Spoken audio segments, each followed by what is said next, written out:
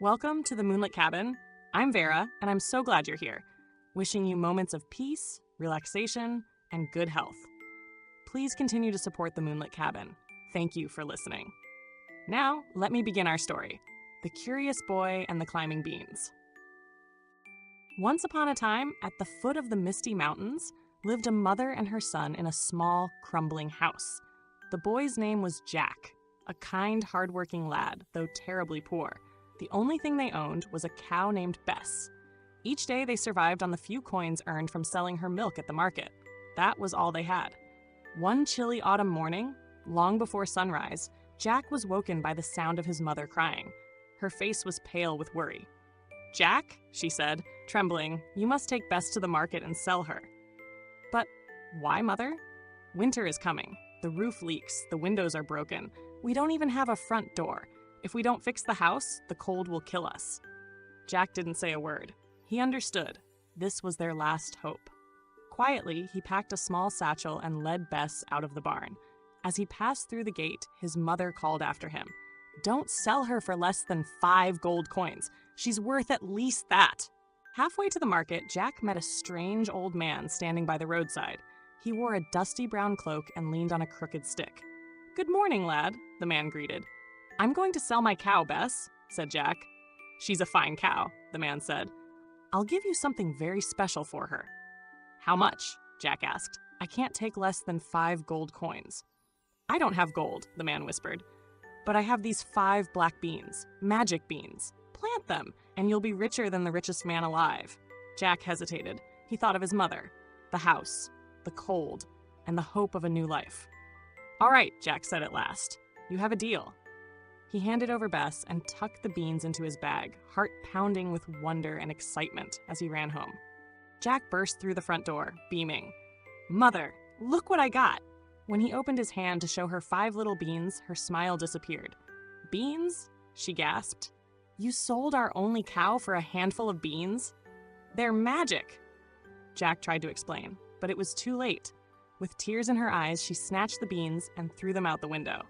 "You foolish boy. Now we have no cow, no money, no future." She sank to the floor beside the fireplace and cried. Jack stood frozen, then retreated to his room, heart aching with guilt. He had failed her.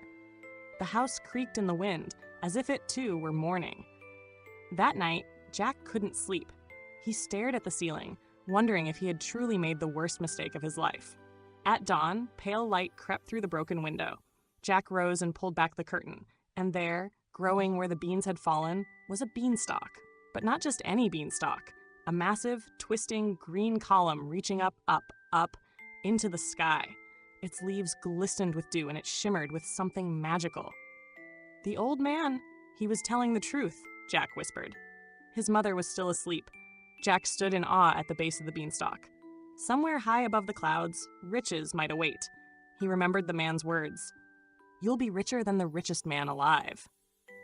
Jack grabbed his satchel, wrapped his hands around the thick vines, and began to climb. Higher and higher and higher. The wind whistled through his hair. Birds flew beneath him. His heart thumped with fear and excitement. He didn't know what waited at the top, but he had to find out. After a long climb, Jack pulled himself onto soft, cloud-covered ground. In the distance stood a towering castle, majestic and mysterious. His stomach growled with hunger. He approached the grand wooden doors and knocked. Knock, knock! A giantess opened the door. She was as tall as a tree, with silver hair and flower-dusted hands, but kind eyes and a gentle smile. "Oh, you poor thing," she said. Come in! You look half-starved." Inside, the kitchen was as large as a banquet hall. She handed Jack a warm bowl of vegetable stew. He sat on a chair the size of a bed, savoring each bite. But then, the floor began to tremble. Thud, thud, thud. The giantess's face paled. "Oh no," she whispered. "My husband is home. He despises humans. Quick, hide, child, hide!" Jack darted into the pantry just as thunderous footsteps shook the walls. The kitchen door burst open. "Fee, fi, fum! I smell the blood of a human!" Jack pressed himself deep into the shadows of the pantry.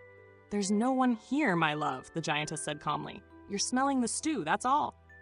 "Humph," the giant growled. He sat at the table, pulled a pouch from his pocket, and poured out 5 shiny gold coins. 1, 2, 3, 4, 5. Jack's eyes widened. 5 gold coins, enough to fix the house. To make Mother smile again. When the giants left the room, Jack crept from the pantry, grabbed the coins, and slipped them into his bag. But as he tiptoed toward the exit, he paused.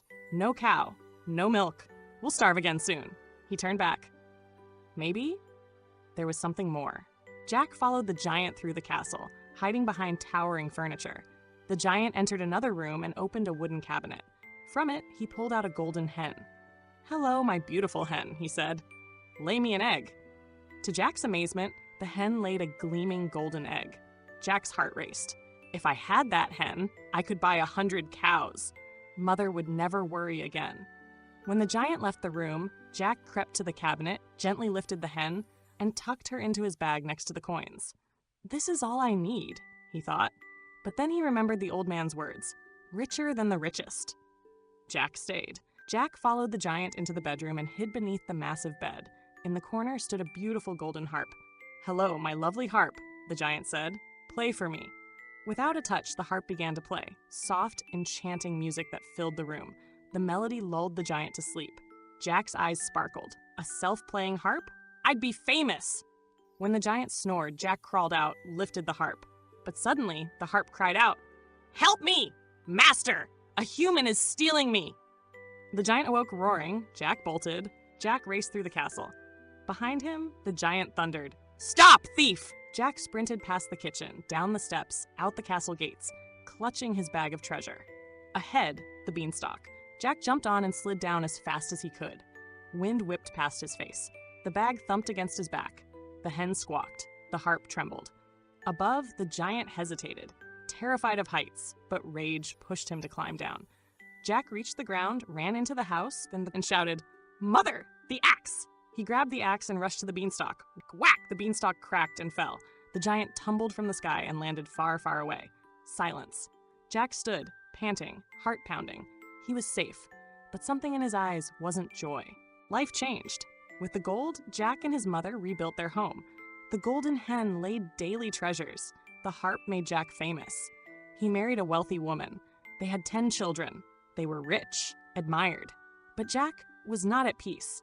Every time the wind blew, he heard the giant's cry, "Wife, where are you?" And every time it rained, he felt the giant's tears fall from the sky. One day, an old Jack opened a small box above the hearth. Inside was one last withered magic bean. He packed his bag and walked into the misty mountains. No one knows what happened next. Some say he planted the bean, grew another stalk, and climbed into the clouds to say sorry. And sometimes during thunder, if you listen closely, you'll hear 2 giants dancing in the sky.